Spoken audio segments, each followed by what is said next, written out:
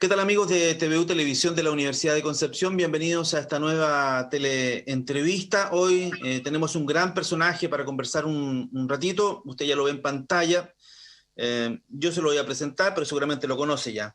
Él es José Goñi Carrasco, es penquista, es académico, fue ministro de Estado en la presidenta Bachelet, y fue embajador de Chile en Estados Unidos entre el año 2009 y 2010 más o menos. También fue embajador en Suecia, en México, en fin. En lo político, diría yo, fue fundador del PPD y otras cosas. Es súper difícil resumir, digamos, el currículum en pocos segundos. Compartimos con don José Goñi, ser exalumnos del Liceo Enrique Molina, del gran Liceo Enrique Molina Garmendia de Concepción, y también de la Universidad de Concepción. Don José, ¿cómo está? Gusto saludarlo, tanto tiempo. Hola Hugo, ¿cómo estás? Muy bien.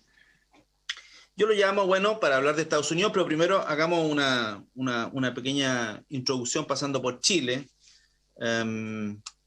¿Diría usted que estamos viviendo tiempos violentos, tal vez, haciendo referencia a la literatura, don José? Bueno, yo creo que hay un fenómeno mundial que tiene que ver con un distanciamiento de la gente de sus instituciones, un cierto desapego a lo que son tradiciones en muchos países respecto a valores democráticos o valores de, de querer de aspirar a mejorar las sociedades. Eh, Hay una tendencia que es muy fuerte en los países desarrollados también. Ya vamos a hablar de Estados Unidos, todo Estados Unidos un caso también extremo, pero también lo vemos en países europeos, de que ese cuestionamiento que se hace a las instituciones se expresa a través de un alejamiento de la gente de los políticos y la política y de los partidos políticos. En muchos casos, por cierto, tienen toda la razón. Hay muchas situaciones que se están dando respecto a casos de corrupción en distintas partes, incluyendo nuestro país, lamentablemente, y también tienen que ver con la irrupción de estas llamadas redes sociales en la vida nacional, internacional y en la vida de cada uno. Yo te debo confidenciar, Hugo, que yo he sido desde el comienzo uno de los escépticos respecto a el aporte que las redes sociales podían hacer a las sociedades. Cuando muchos teóricos y analistas hablaban de que nos iba a facilitar la democracia y de que iba a ser un gran instrumento de ampliación de la participación. Todas esas cosas pueden haber sido ciertas y seguramente pueden ser ciertas, pero también han dado margen a un espacio importante del anonimato y de la crítica sin ningún grado de responsabilidad y de la búsqueda de las soluciones fáciles. Las soluciones fáciles no existen en ninguna sociedad, y menos en Chile o en Estados Unidos, como pudimos ver ayer. Y en ese sentido, las redes sociales se han transformado de una u otra manera en un instrumento de mal uso de mucha gente, que quizás no es tanto tampoco, porque con esta historia del anonimato de los IP, en los sistemas, uno puede tener 10, 20, 30 identidades y por lo tanto multiplicar por 10, 20 o 30 veces una opinión determinada. Así que en ese sentido yo soy un crítico muy importante del desarrollo que han tenido estas redes sociales. Lamentablemente, y digo lamentablemente, esto ya está instalado y será de responsabilidad individual y de la sociedad de reencauzar de manera más positiva y que sean efectivamente esta posibilidad de estar en línea y participar directamente, que sean efectivamente un instrumento de ampliación y de fortalecimiento de las democracias y que no sea lo contrario, que sea un debilitamiento de los sistemas democráticos. El caso de Estados Unidos es un caso extremo, pero extraordinariamente leccionador. Sí, sí, yo coincido con usted en términos de que, claro, había una percepción de que las redes sociales iban a ser que la opinión ciudadana fuera más democrática, o que hubiera más acceso a la información, pero ahí surgieron las fake news con mucha potencia. Pero también las personas, efectivamente, o sea, ayer suspendieron la cuenta de Twitter del presidente Trump.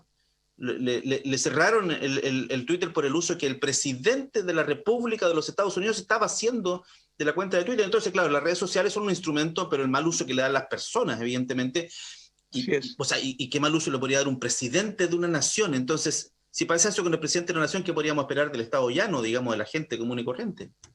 Así es, exactamente. Y así ha sido, ¿no? Lamentablemente, tú ves el caso también de Bolsonaro, otro señor que utiliza de manera muy mañosa las redes sociales, y en muchas otras partes. Entonces, este buen instrumento que creó la tecnología, que puso a disposición nuestra, se ha ido desvirtuando. Y eso debiera ser parte de las preocupaciones que tenemos, porque estamos confirmando a cada momento de que las democracias, los sistemas democráticos, siendo lo mejor existente o lo mejor que se ha inventado, sin ser perfectas, por cierto, son débiles. Y son débiles por su propia naturaleza. La gran fortaleza de la democracia es que permite la participación y la expresión de la voluntad individual y colectiva cada cierto tiempo, según las determinadas constituciones y las leyes de los países. Pero al mismo tiempo, eso es la fuente de su propia debilidad, en la medida en que al ser democracia, obviamente, estamos suponiendo y aspirando a que se puedan emitir opiniones distintas, divergentes, que es la esencia misma de la democracia. Y eso, cuando se exagera, va llegando a un ataque mismo a los valores básicos de la democracia. El caso de Trump es un caso, pero yo diría de academia, estudiarlo, analizarlo. ¿Cómo este señor, que primero ha hecho una fortuna, también está en cuestionamiento hoy día, no se sabe exactamente si es fortuna o son más bien deudas, pero se ha enriquecido a partir de una serie de triquiñuelas y de mañas en sus negocios, que se transforma en un personaje a través de la televisión. Utilizando estos mecanismos y apelando a los valores básicos de parte del pueblo norteamericano, el Deep America, como se dice allá, la gente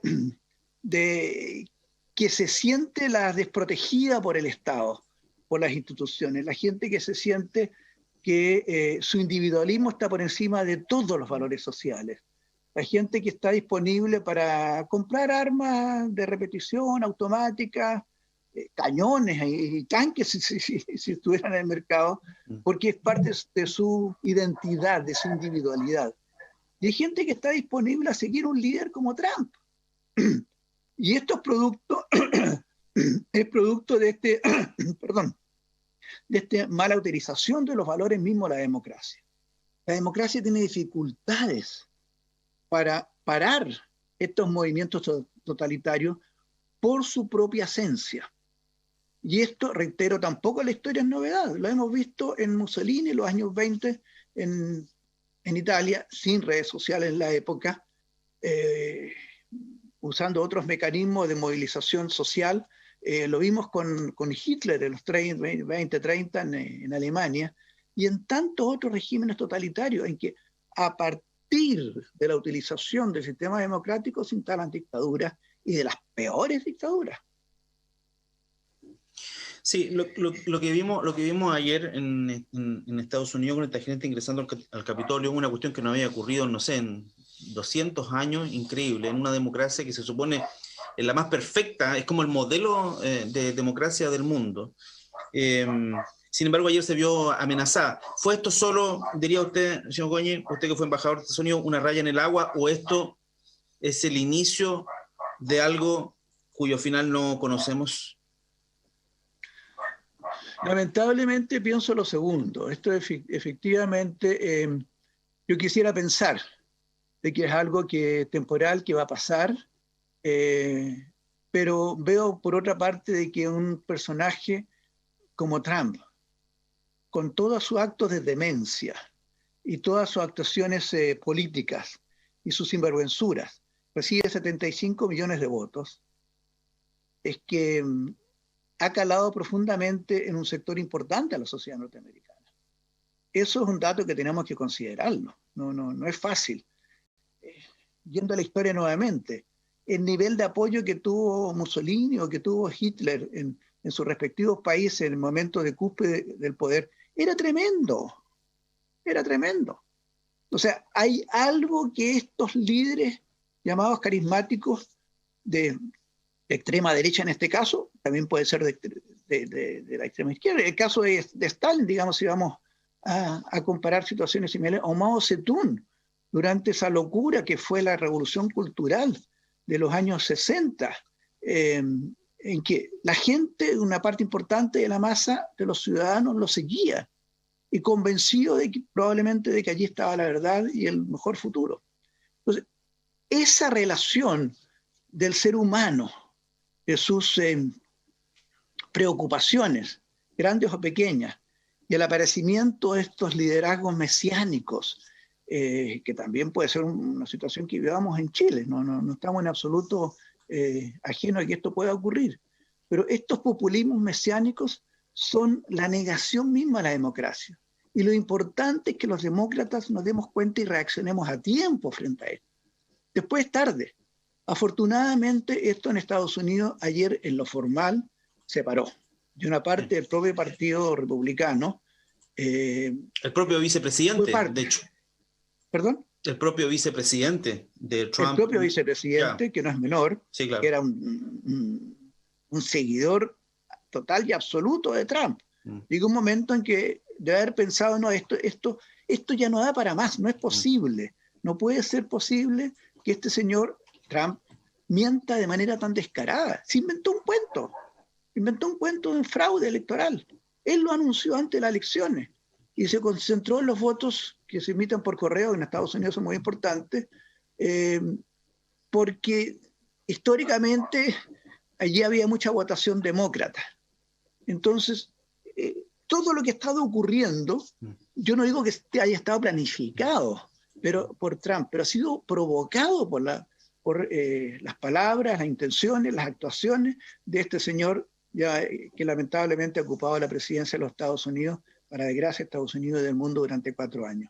Entonces, hay allí un tema que debemos reflexionar y pensar con mucha fuerza, con mucha preocupación desde nuestro país también. Sí, mencionó algo de los populismos y en Chile algo de eso parece estamos empezando a ver, o siempre en general hemos tenido populistas en Chile, ¿o no? ¿Qué piensa usted? O ahora, en este momento, en momentos de tiempos violentos, cuando estaba todo tan revuelto, todo tan líquido, como dicen ahora los intelectuales, es factible el surgimiento de algunos populismos. ¿Cómo tener cuidado? ¿Cómo identificarlos? No, el populismo yo creo que es propio de las sociedades democráticas en general. El populismo es ofrecer estas soluciones fáciles, que no son nunca solución, ante los problemas inmediatos de la gente. Si alguien necesita casa, es decirle, el Estado le va a dar su casa y se lo va a dar mañana. Eso puede ser cierto en 10, 20, en 100, en 1000 casos, a lo mejor en que el Estado tenga esa capacidad, pero es imposible transformarlo en una solución generalizada para el conjunto de la población. Entonces, el populismo yo creo que en nuestro país ha existido hace mucho tiempo. Hemos tenido famosos populistas como puede haber sido Carlos Ibáñez del Campo. En alguna época también se ha acusado de populismo a Arturo Alessandri. Yo creo que una mezcla de crítica de la derecha de la época por su reforma. El primer gobierno de Arturo Alessandri fue efectivamente un gobierno muy progresista, no así el segundo. Ya hemos tenido, digamos, otras formas de populismo a través de nuestra historia. Y eso se está expresando también nuevamente en estos momentos en nuestro país. Populismo tanto por la izquierda como por la derecha. Y ahí debemos estar muy atentos todos en entender que las soluciones fáciles, y reitero este concepto, porque esto es lo que entusiasma a la gente, las soluciones fáciles. Mañana usted va a tener resueltos sus problemas. No existen. La sociedad, ninguna sociedad puede responder y resolver los problemas de un día para otro. Todos son procesos. Y lo que debemos poner el acento es que ese proceso vaya en la dirección correcta. Y ahí sí que poner mucha atención y poner mucho cuidado y poder controlar en la medida que podamos atraer nuestras instituciones democráticas a los ciudadanos, que ese proceso vaya en el sentido que efectivamente la propia sociedad se ha dado a través de sus procesos eleccionarios. Las democracias tienen que ser representativas, ¿no? No hay otra forma de hacerlo. Y tiene que empezarse a través de corrientes políticas, de partidos políticos, de movimientos políticos, de fuerzas políticas, como se les llame. Pero no pueden canalizarse de manera anárquica, ¿no? Eso no funciona. O a través de la violencia. ¿Perdón? O a través de la violencia. Sí, no te escuché bien, de nuevo. Sí, no, le decía que usted me habla de que no pueden expresarse a través de sistemas anárquicos, y yo le agrego o a través de la violencia. Exactamente. No, la violencia es una forma inaceptable de trabajar en democracia. O sea, lo que vimos ayer en Estados Unidos fue lo que ocurrió hace poco en Guatemala, y no había ninguna diferencia. O lo que otros han llamado a rodear la constituyente. Esos son conceptos absolutamente inaceptables para un diálogo democrático profundo, serio, que llegue a conclusiones que interesen al conjunto de una nación. Así que, en fin, perdón, quisiera referirme, tú mencionaste delante que la democracia de los Estados Unidos es quizá la más perfecta que existe en el mundo. Yo tengo mis dudas. La democracia en Estados Unidos es una democracia muy antigua, por cierto, que ha sido inspiradora a muchos otros procesos democráticos, pero yo creo más bien en las democracias europeas, allí donde he visto con mayor solidez la expresión de la voluntad popular y esa relación entre los ciudadanos y el poder. No es perfecta ella tampoco. También hay manifestaciones de protesta, lo hemos visto hace poco en Italia, en Francia, en muchos otros países, pero allí veo que hay una mayor solidez de las instituciones, que con la experiencia que estamos viendo no nos garantizan nada. La democracia hay que cuidarla día a día. Muy bien, hablemos un poquito de usted. Yo lo presenté como embajador de Chile, como académico, como investigador, pero también ha escrito y ha escrito mucho. Entiendo que, bueno, usted es un penquista, digamos, habitante de nuestra zona, pero ahora entiendo está refugiado en Isla Negra. ¿Por qué se fue a ese lugar? Deduzco su respuesta, pero ¿por qué se fue a ese lugar tan hermoso y qué está haciendo hoy? Entiendo dedicado un poco a escribir. ¿Qué está escribiendo don José Goñi? Mira, Hugo, la respuesta es obvia, digamos. Isla Negra es un lugar mágico, y yo he aprendido a través de los años que donde don Pablo se instaló a vivir, son los mejores lugares del mundo. O sea, no en vano vivió en Capri, vivió unas aventuras amorosas más importantes en su vida, y muchos otros lugares en que efectivamente se vive muy cercano con la naturaleza.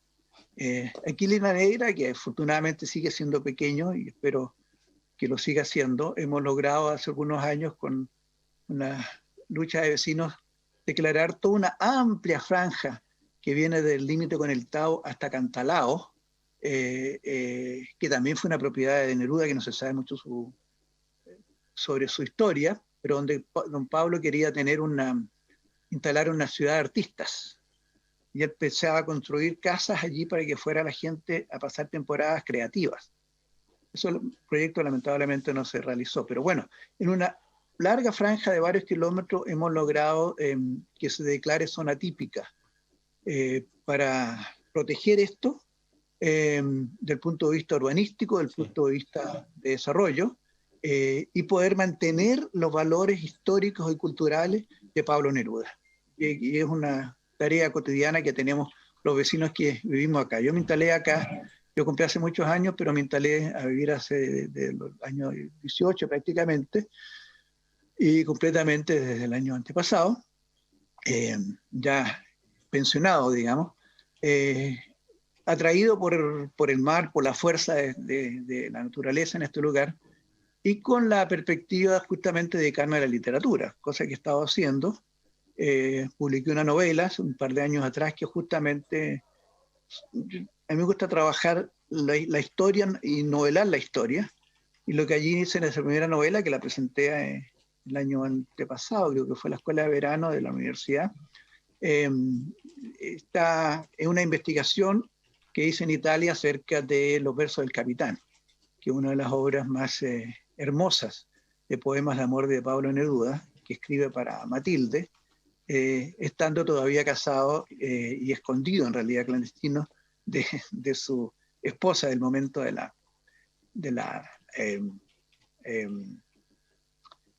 su segunda esposa, digamos, de Delia del Carril.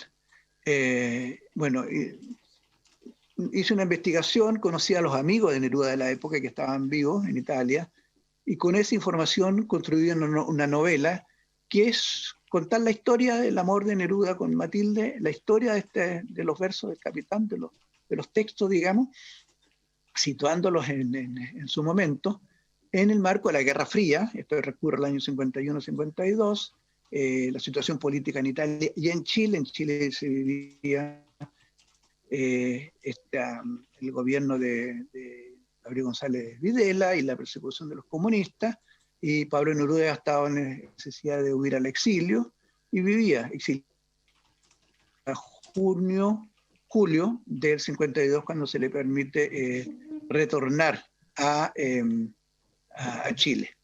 En eso, entonces lo que he hecho es novelar ese periodo, y como dije, esto ya fue publicado hace un par de años. Acabo de terminar otra novela en que el personaje central es esta vez Gabriela Mistral, en que recojo el periodo en que ella se entera de que ha sido asignado el premio Nobel el 15 de noviembre de 1945, hasta el periodo en que ella viaja en barco a Suecia, a Gotemburgo, llega a Estocolmo, el 10 de diciembre de ese año se le entrega el Nobel, como es la tradición por la fecha, y se queda en Suecia hasta comienzos de enero del 46. Entonces todo ese periodo lo investigué profundamente, básicamente en Suecia, pero también en Chile y en otras fuentes, y novelo para contar la vida de Gabriela Mistral, en que ella reflexiona sobre su vida. Allí me interesa menos la vida poética. No es porque sea muy conocida, lamentablemente Gabriela es demasiado desconocida en Chile todavía, sino que me interesa y me centro en la Gabriela más bien preocupada de los temas internacionales. Gabriela juega un rol importante en la creación de Naciones Unidas. Eso no se sabe mucho, eso no se sabe. Ha sido UNICEF. Eso no se sabe mucho. Ella juega también un rol muy importante en proteger a niños huérfanos de la Guerra Civil Española. De hecho, dona parte de sus ingresos de uno de sus libros a un asilo ahí en Cataluña. Ella juega un rol importante también en defender los derechos de los palestinos, pero también los derechos del pueblo judío. Ella ha sido extraordinariamente activa en problemas internacionales, en los temas de igualdad de la mujer, lo que tanto hablamos de igualdad de género ahora. Ella está ya en los años 20 preocupada de estas materias, escribiendo sobre estas materias, hablando, dando charlas sobre estas materias. El tema de la paz internacional en general. Era una mujer multifacética.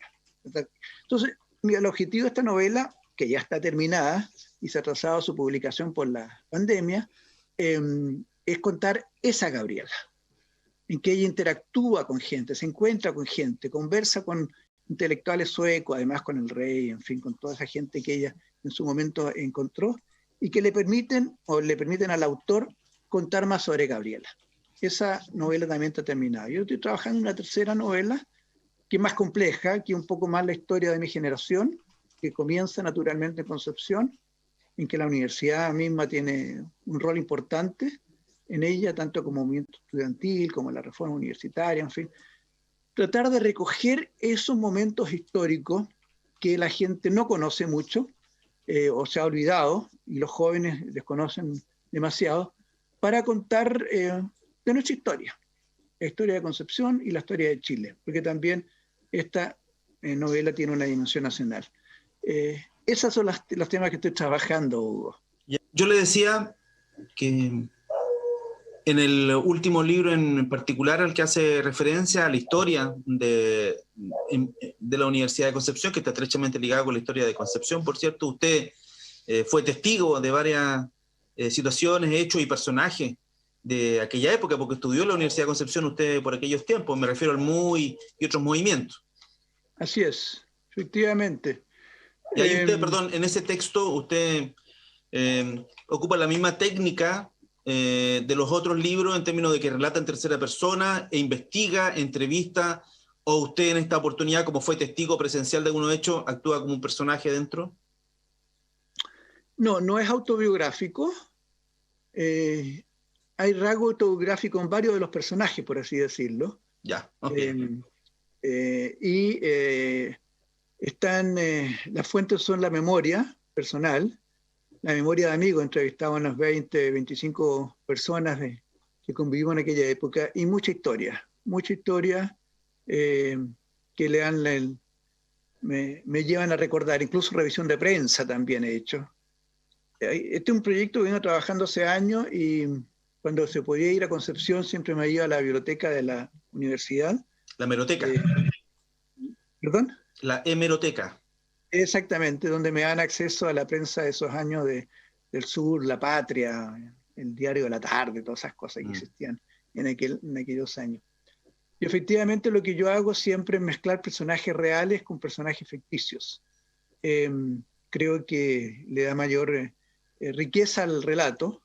Evito también caer en pretender hacer biografías de otros personajes, que no es el propósito, sino que son parte de una historia, parte de un relato, y que aparece en determinado momento.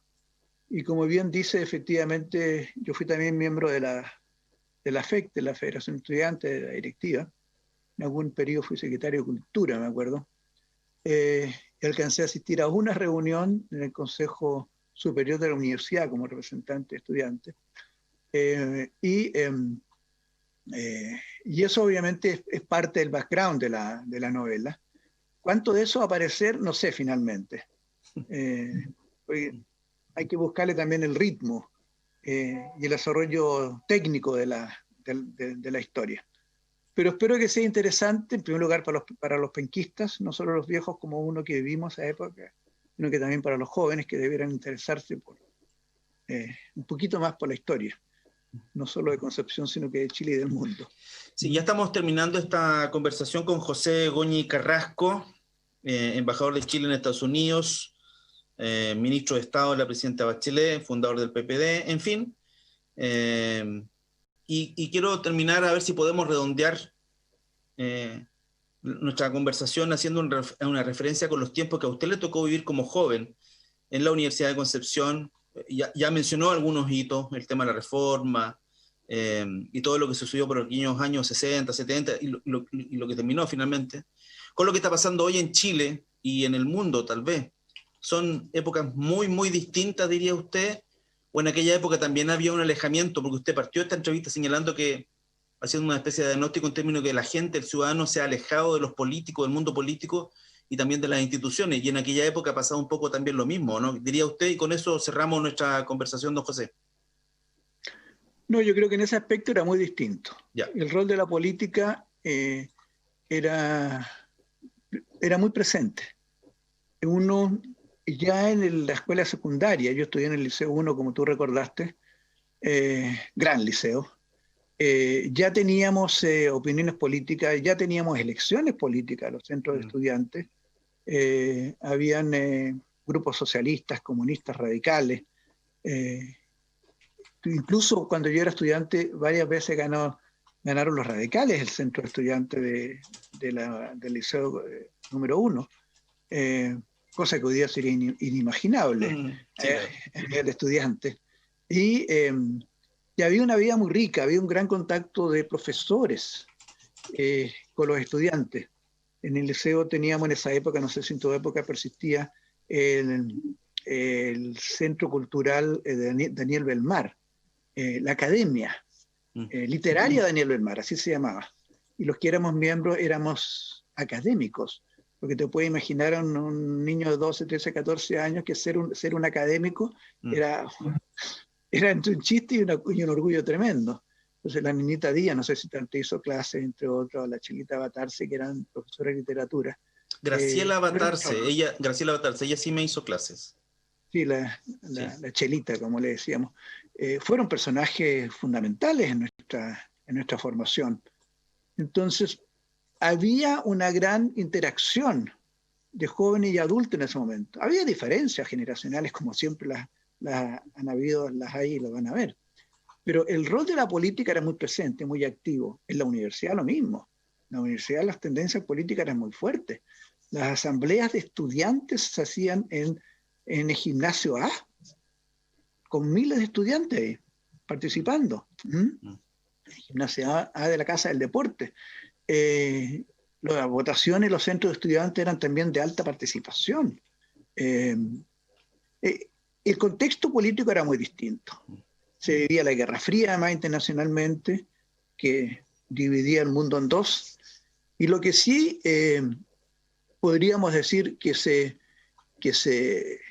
asemeja es en que evidentemente la juventud estaba por cambios radicales en la sociedad y en la universidad.